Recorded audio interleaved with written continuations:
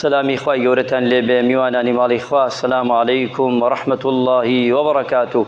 ئومێدەوارین لە پەروەردگار خوای گەورە ڕەحم بە هەموو لایەکمان بکە لە ناخۆشی لە نەخۆشی لە بەڵا لە مصیبەت خوا هەموومان بە دوور بگرێ ئینشاء الله تعالى. ئیماندارانی خۆشەویست، مسلمانانی بەڕێز، لە وتاری ئەمڕۆدا ئەتوانین بڵین بەشی دووەم باز دەکەین لە باسی میرات، چونکە بابەتەکە زۆر هەڵەگرێ. حەزم کرد ئەم وتارەش لە خزمەتی جەنابتانە بین، باسی ئەم بابەتە بکەین، چونکە لەم بابەتەدا زۆرینەمان ناحەقی زۆر دەکەین و وەگوێیشی پێنادەین، نازانین تاوانێکی زۆر گەورەیە لە دیوانی خوای پەروەردگاردا. خوای متعال جل جلاله دەفەرمێ للرجال نصيب مما ترك الوالدان والأقربون وللنساء نصيب مما ترك الوالدان والأقربون مما قل منه أو كثر. پەروەردگار باسی ئەوەمان بۆ دەکات چی لە پیاوان و چی لە ئافرەتان هەمووی مافی خۆی جوان دانراوە لە قورئانی پیرۆزە. تەماشای سوورەتی نیساء بکەی، مافەکان هەمووی دیاری کراوە. خوای متعال جل جلاله لە قورئاندا هەر کەسێ بەشی خۆی داناوە. جێگەی ئەوە نەما زانایان دانایان بێن تەفسیر بکا و یان ڕەئی خۆیان لەم بارا بڵێن ئیلا لە مەگەڵ لە حاڵەتی زۆر کەم نەبێ، لەوانە بێ ئیلا گشتی خوای پەروەردگار بڕیەتەوە. ئەم ئاەتەش بەڵگەیە لەسەرەوەی کە مافی پیاوان و مافی ئافرەتان هەمووی دانراوە. خوای متعال جل جلاله دەفەرمێ چیک زۆر بێ و چی کەمش بێ لەوەی کە پێی دەڵێن کە میراث. پەروەردگار دەفەرمێ ئەمجا خوای پەروەردگار پێمان دەفەرمێ جل جلاله یا أيها الذين آمنوا لا تأكلوا أموالكم بينكم بالباطل. وریابن ئەی ئیمانداران، حەقەکان لە بینی یەکدا مەخۆن بە نەحەقی بە باتڵ، یعنی بەداگیرکردن. مافی کەسێکی ترە تۆ بیخۆی بۆ خۆت. ئەبێ وریابین بە تایبەتی لە میراثە مافی ئافرەت، واتە چینی ئافرەتان زۆر جار دەخورێ، سێرەکەی براکە حەسابی بۆ ناکە، یان سێرەکەی برا گەورە زۆر جار دەسەگرێتە سەر ماڵەکەدا، حەساب بۆ برا بچکەکانی و بۆ نمونە بۆ برا خوشکانی ناکە.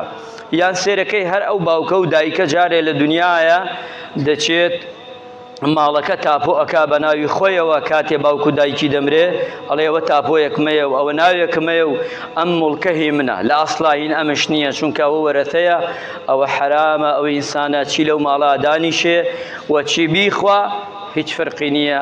ئەو حرامە لەگە حرامەکانی تردا یەک حرامە. ئیمانداران ئەبێ وریابین إن الذين يأكلون أموال اليتامى، ئەو کەسانەی کە ماڵ ئەخۆن کاتیو بێ یان بە نەحەقە بێ، خوای گەورە ئەفەرمێ یەتاما ظولما إنما يأكلون في بطونهم نارا وسيصلون سعيرا. کاتێ دەیخۆن وەکەوەی قەتعەیە ئاگر ئەخۆن، واتە ئاگر ئەدەنە دەری خۆیان، بڵین خواردنی خۆیان. خوای پەروەردگار ئەفەرمێ وەک زەوتکردنی ماڵێکی هەتیوە، یعنی تۆ ئەگە تەعدایە بکەی لە برایەکت لە خوشکێکت لە مەسەلەی میراتە، وەک ئەوەیە خوای پەروەردگار پێمان ئەڵێ کە تۆ زوڵمت کردووە، زوڵمەکەش ئەوەیە ئاگری دۆزەخ خوا پەناماندا لە دنیادا دەیخۆی. ئەبێ ئینسانی ئیماندار وریابێ و پەروەردگار هەڕەشەش ئەکا ئەو کەسانەی کە ماڵ بە زوڵم بخۆن و ستەم بکەن، ئەوە تەئکیدیان لێبێ عاقیبەتەکەی ئەوەیە کە سزای خوا چاوەڕێیان دەکا. ئیمانداران و مسلمانانی بەڕێز، ئەبێ بزانین ئەم دینەی ئێمە زۆر گەورەیە، چونکە بۆ ئەچینەوە عالمێکی ئەمریکی کابرایەک مسلمان بووە، یەکێ لە ئەو کەسانەی کە ئیعجازی قورئانەکەن، ئەفەرمیە باسمان بۆ دەکا زەغلول نەجارە، عالمێک و زانایەکی فەیلسوفێکی مسلمانانە، ئەتوانین بڵین لە بەشی ئیعجازی قورئاندا. ئەڵێ پیاوێکی ئەمریکیم بینی لە دەستوری ئەمریکا پرسیارم کرد ئایا لە ئەمریکا چەندێ ئەمریکا باسی میرات کراوە؟ وتی بەڵێ. وتی چۆن باس کراوە؟ وتی لە 8 مجەللەدا باس کراوە، 8 مجەللەد لە باسی میرات کراوە. ئەم پیاوەش وتی لە دەستوری قورئانی ئێمە و ئیسلامدا لە 3 ئاەت باس کراوە، یعنی 2 سەتر یان سەترێ. وتی چۆن بڕوا ناکەم لە ئەوەنەدا تەواو بێ. قورآنەکەی بۆ هێنا و دای بەدەستیەوە بردیەوە بۆ ماڵ ئەم پیاوە ئەمریکیە، تەماشای کرد و دیراسەی کرد. دوای ماوەیەک گەڕایەوە بۆلای ئەم پیاوە موسڵمانە، ئەم پیاوە ئەمریکیە، وتی پێی ئەم نووسراوە نووسراوی بەشەر نییە. وتی بەڵێ منش بە تەئەکید دەڵێم. موسڵمانەکە وتی نووسراوی بەشەر نییە، ئەمە نووسراوی غەیرە بەشەرە. ئەمریکیەکە وتی بەڵێ ئەمە نووسراوی خوای ئێمەیە. بۆیە تەماشای کرد و بینی لە دوای ئەوە کە ئیمانی هێنا و شایەتمانی هێنا. بۆی ئەگەر بگەڕێی لەسەر زەویدا هیچ دینێک و هیچ ئادیانێکی تر وەک ئەم ئیسلامە پاک و شیرین.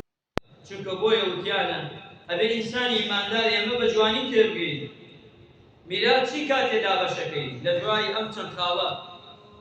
یەکەمیان ئەبێ ئەو ئینسانە مرد ئەسڵ ئەوەیە کفنەکەی خوێری کڕە ئیمانداران لەبارەی خۆی قەیلا من بۆ ئێسێنم تۆ بۆ ئێسێنی. ئەمە خەیرە، ئەمە سەدەقەیە، ئەمە چاکە، ئەمە باشە. بەڵام شەرع پێمان دەڵێ باش وایە، چاک وایە، کفنەکە لە پارەی خۆی دێ. ئەو مرۆڤە وەسیەت بکا بڵێ با کفنەکە پارەی خۆم دێ. ئەمە سونەتی قورئان و سونەتی پێغەمبەری نازدارە صلی الله علیه وسلم. مەراسیمی شۆردنی کفنکردنی قەبرستانی ئەمانە لە پارەی خۆی بێ باشە. یعنی ئەو مرۆڤە ئەمە یە دەرەکەی لە ماڵەکەی. دووەمیان دەگەڕێینەوە دوای ئەمە میرات دەرەکەی. دووەمیان چێڵی قەرزی خوا و قەرزی خەڵک. ئیمانداران قەرزی خوا ئەبێ ئەو پیاوە بدەنەوە چەند ڕۆژی نوقسانە وریابن ڕۆژەکەی بۆ تەکمیلە بکەن. ئەوانەی لە شەرعا ڕێگای پێدراوە بۆی تەکمیلەکەن. چۆن کابراتە خزمەتی پێغەمبەری خوا صلی الله علیه وسلم وتی باوکم مردووە، ئەی پێغەمبەری خوا ڕۆژی گرتووە بەڵام چەندێکی ماوە هەندێکی. وتی تو چی ئەویستی کوڕی دەی؟ وتی بۆی بگرەوە، قەرزی خوایە بۆی بگرەوە، با لە دیوانی خوا قەرزاری خوا نەبێ. ئیمانداران ئەمانە ئێمە بایەخی پێ نادەین. جاری هەر تەواوە بێ هۆڵی میراتەکەی چەندێک بەشمان نەکەوێت. ئەوە خۆشەویستمان مردووە. سێهەمیان ئیمانداران ئەمجا قەرزی خەڵک. دووەمیان گوێی نادەنێمە زۆر خەتەرە. کابرا ئەڵێ فڵان کەس مرد، ئەم ئەڵێ چی بەخوا مرد بۆ چەندێک قەرزارم مژوو، بەس باگەردنی ئازادێ، بەس باگەردنی ئازادێ. یعنی لە دووە ناڵێ با ئەو مامۆستایانەی لەسەر قەبر لە مزگەوتا هەر کەسێ مرد بیکەنە یەکسەر پێی بڵێن خاوەن مردووەکە، بڵێ مامۆستا لەسەر جەنازەکە بڵێ ڕەحمەتی خوا لەو کەسەی کە سوکارەکەی ئەڵێ ڕەحمەتی خوا لەو کەسەی کە قەرز ئەم مردووە قەرزاری چێە با بێت بنە ماڵەکەیدا بڕێت. ئێمامە بڵێ نەک شەڕمان بێ لەسەر نوێژەکەی، نەک شەڕمان بێ لەسەر ئەوەی کێ تەڵقینەکەی خوێنێ کێ قسە ئەکایانە. ئەمانە چییە؟ ئێمە لە ئەسڵ واکمان هاوردۆ منەی فەریعاتەکەین، بۆی خۆمان پێشکەین، بۆی خۆمان دەرخەین زۆردار. وای یاکۆ نا ئەمە نا، ئێمە بۆ خۆشەویستەکەمان چیەکەین لە کاتی جەنازەدا. با ئەو مامۆستایە بڵێ ئیمانداران ڕەحمەتی خوا لەم کەسەی کە ئەم پیاوە قەرزارێکی با بێت ئێمە قەرزەکەی ئەدەینەوە، ڕەحمەتی خوای لێ بگەڕێن بزان قەرزی لای چێ. شەرم مەکەن بڕۆن بیدەنەوە ئەگەوت شی لێی خۆش بووە هەتا بڕۆ بیدەرەوە، هەر بیدەرەوە قەینا بیدەرەوە لە شتێکی دەسە. قەرزی خەڵک خەتەرە ئیمانداران.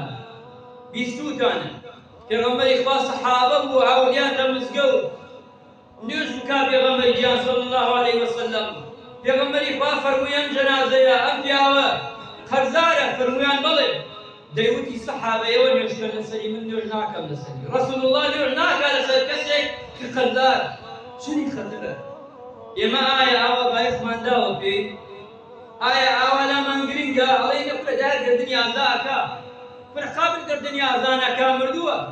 ئەی ئەگەر نەیکرد، ئەگەر نەیکرد پێغەمبەری خوا فەرمێ بەهەشتی لێ زنجیرە درێ لە هەردوو دەستوەرد و قاچی ناچێ بۆ باش هەرا ئەو بەندەیە لەگەیەتە دیوانی خوا.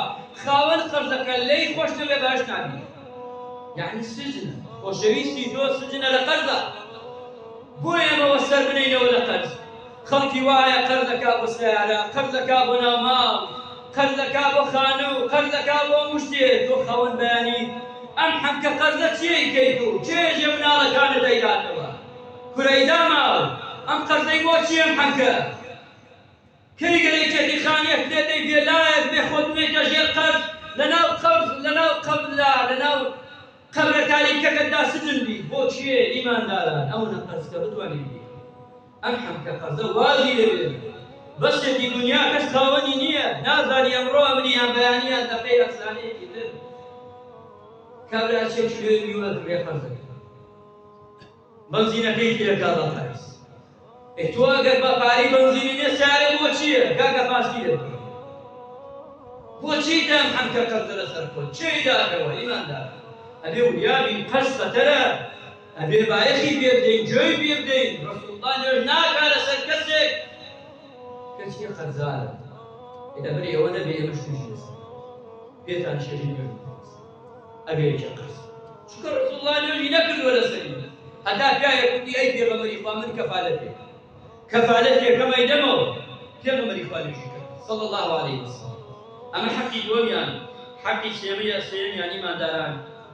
ئەوەی کەوا ئینسان بیکە وەسیەت ئەو مردووە وەسیەتی کردووە وەسیەتەکەی جێبەجێکە بەڵام وەسیەتی شەریعەت وەسیەتی کردووە ئەوتێتی قەومەکان خزمەکان ئەگەر مردن ماڵەکەم بدەنە کوڕە گەورەکەم ئەمە لە شەرعا مەقبول نییە نوێژن وەسیەتی کردووە ئەگەر بیرێ گونەحبارە هەر مامۆستایەکی بیدادێ گونەحبارە هەر کەسێک ئەم وەسیەتدا جێبەجێکە گونەحبارە چونکە مردوو مرد وەرەسەی وێت یا میلادە کچەکەم یانی دەبڕە نا من ناخواتەوە با وەسیەتی کردوێت وەسیەتێکی شەرعیە بێ وەرگرین هەموو وەسیەتی مردووە ناگرین هەموو وەسیەت لای ئێمە هەر مردوو وەسیەتی کردتەوە نه بۆیە زۆر جار فرە مەچنە پێشەوە بۆ مردوو کەسی وایە وەسیەتەکە ئەڵێت توخوا ئەگەر مردم با فڵان کەس بمشۆرێ وازی لێ بن با بمشۆ وەسیەتی کردووە ئەمە شەرعیە تخوا ئەگەر مردم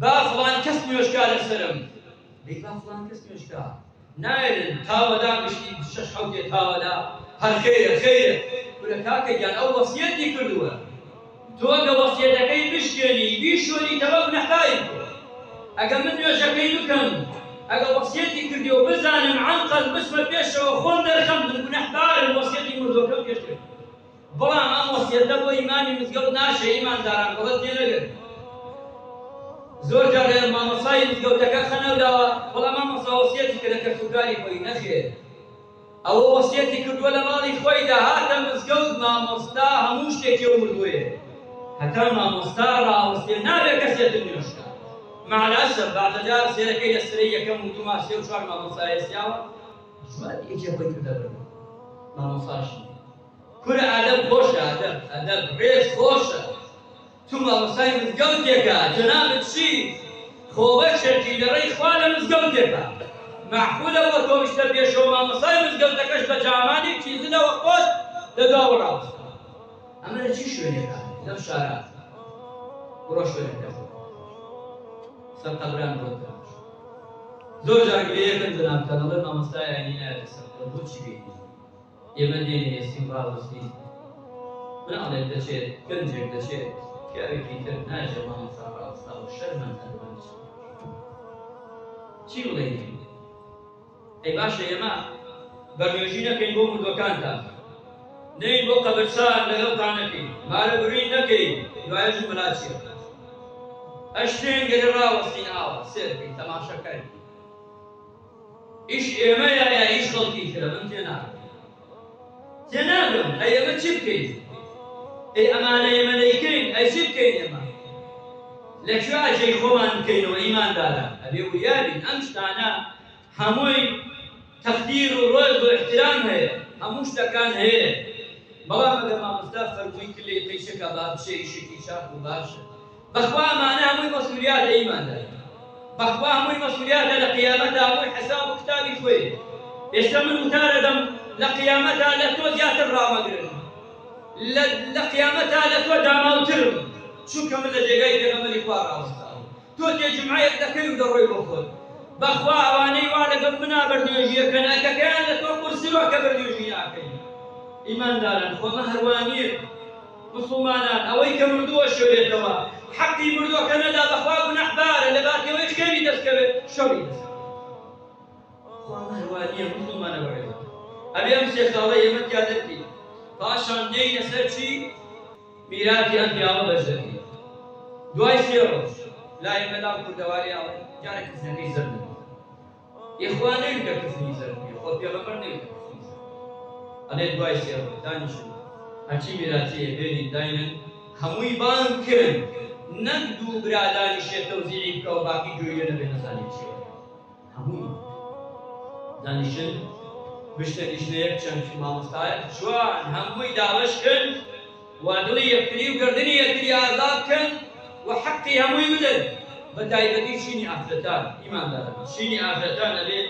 لە فکردنەکەی وریابی ئینسان ئیماندار ئەبێت زۆر وریای ئەم بابەت ئەبێت ئەگەر تەماشاشکەین لە قانونی یەهودیەتدا پیا و مرد بەس کوڕە گەورەکەی وەرگێگرێت تەماشای بەس کوڕەکانی ئافرەتیان مرد بەس ئافرەتەکانیان هەر ئیسلام ئەیژێ ئافرەت و پیا وەیەکەوەی ئەوان وانی ئەگەر تەماشاشکەی شتی تریان وتووە بەڵام لەوێ دەرفەت نەبێ هەرەمونە کافی بێ بۆ ئەوەی کە جەنابتان تێبگەن پێشی ئیسلام میراتیان نەداوە چێ ئەگەر لە پیاوان هەرچی ئەسپی چاکی تاو نەدایە و غاری نەدایە نایاندا پێی ئەمە یەکێ لە مەرجەکان بوو لە پیاوان دووەمیان هەر کەسێ بڵێ سیلاحی ئەو نەگرایە و نایاندا پێی ئەوە بە ئافرەت هەم میراتیان نادا بە مناڵ نایاندا ئەمە پێشی ئیسلام لەناو عەرەباوە ئافرەت حەسابیان بۆ ناکرد نایاندا پێی ئەبێ ئینسانی مسڵمان ئەمانە بزانێت بەڵام لە دینی ئیسلامە